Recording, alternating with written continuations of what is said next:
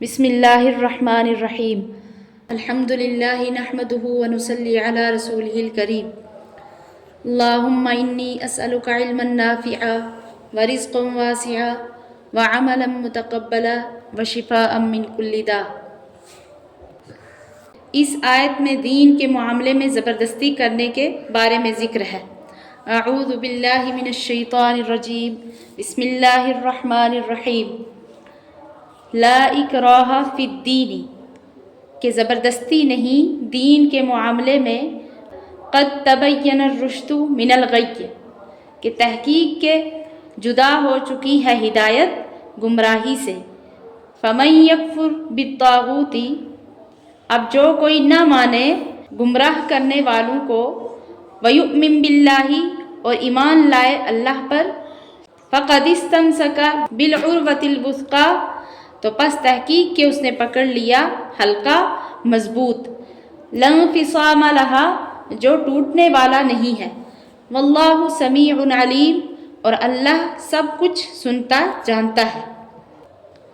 تو یہاں پر جو ہے لا اکراہ فی الدین، کہ دین میں کوئی زبردستی نہیں، دین سے مراد اسلام کے قبول کرنے میں زبردستی نہیں ہے، کیونکہ ہدایت یقیناً گمراہی سے ممتاز ہو چکی ہے، یعنی اسلام کا حق ہونا دلائل سے واضح ہو چکا ہے۔ تو اس میں اکراہ یعنی زبردستی کا موقع ہی کیا ہے؟ زبردستی تو غیر پسندیدہ چیز پر مجبور کرنے سے ہوتا ہے، اور اسلام کی خوبی یقیناً ثابت ہے۔ اسلام کو مضبوط پکڑنے والا چونکہ ہلاکت اور محرومی سے محفوظ رہتا ہے، اس لیے اس کو ایسے شخص سے تشبیہ دی جو کسی مضبوط رسی کا حلقہ ہاتھ میں مضبوط تھام کر گرنے سے معمون رہتا ہے، اور جس طرح ایسی رسی کو ٹوٹ کر گرنے کا خطرہ نہیں، تو اسی طرح اسلام میں کسی قسم کی ہلاکت اور ذلت نہیں ہے، اور خود کوئی اسلام کو ہی چھوڑ دے تو اور بات ہے۔ تو اس آیت کو دیکھتے ہوئے بعض لوگ یہ اعتراض کرتے ہیں کہ اس آیت سے معلوم ہوتا ہے کہ دین میں زبردستی نہیں ہے، حالانکہ اسلام میں جہاد اور قتال کی تعلیم اس کے معارض ہے۔ تو اگر ذرا غور سے دیکھا جائے تو معلوم ہو جاتا ہے کہ یہ اعتراض صحیح نہیں ہے، اس لیے کہ اسلام میں جہاد اور قتال کی تعلیم لوگوں کو ایمان کے قبول پر مجبور کرنے کے لیے نہیں ہے، ورنہ جزیہ لے کر کفار کو اپنی ذمہ داری میں رکھنے اور ان کی جان و مال اور آبرو کی حفاظت کرنے کے اسلامی احکام کیسے جاری ہوتے؟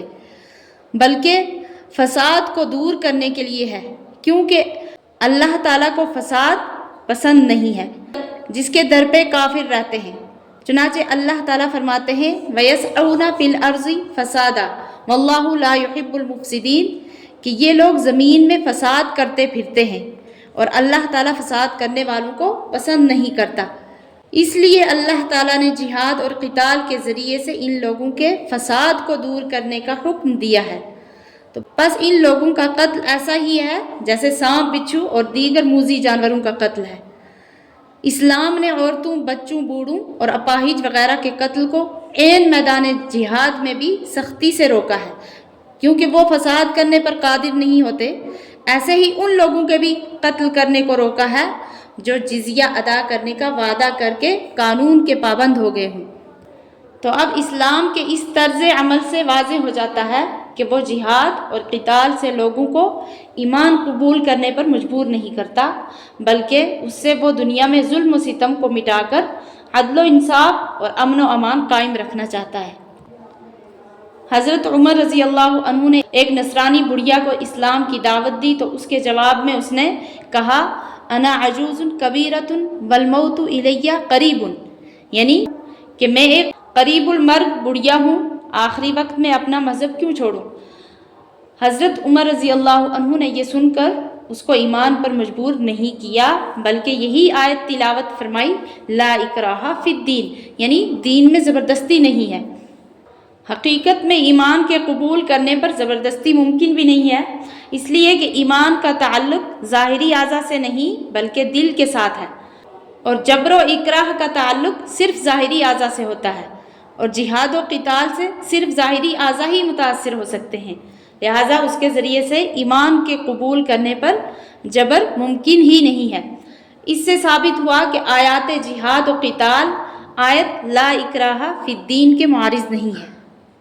آگے فرمایا اللہ ولی الذین آمنوا، اللہ مددگار ہے ایمان والوں کا، یخرجہم نکالتا ہے ان کو، من الظلمات اندھیریوں سے، الی النور روشنی کی طرف، والذین کفروا اور وہ لوگ جنہوں نے کفر کیا، اولیاؤہم الطاغوت ان کے رفیق ہیں شیطان، یخرجونہم شیطان نکالتے ہیں ان کو، من النوری روشنی سے، الی الظلمات اندھیریوں کی طرف، اولئک اصحاب النار یہی لوگ ہیں دوزخ میں رہنے والے، ہم فیہا خالدون وہ اس میں ہمیشہ رہیں گے۔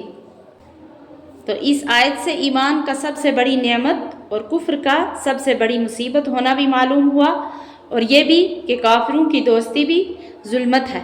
اللہ تعالیٰ صحیح عمل کرنے کی توفیق عطا فرمائے، آمین۔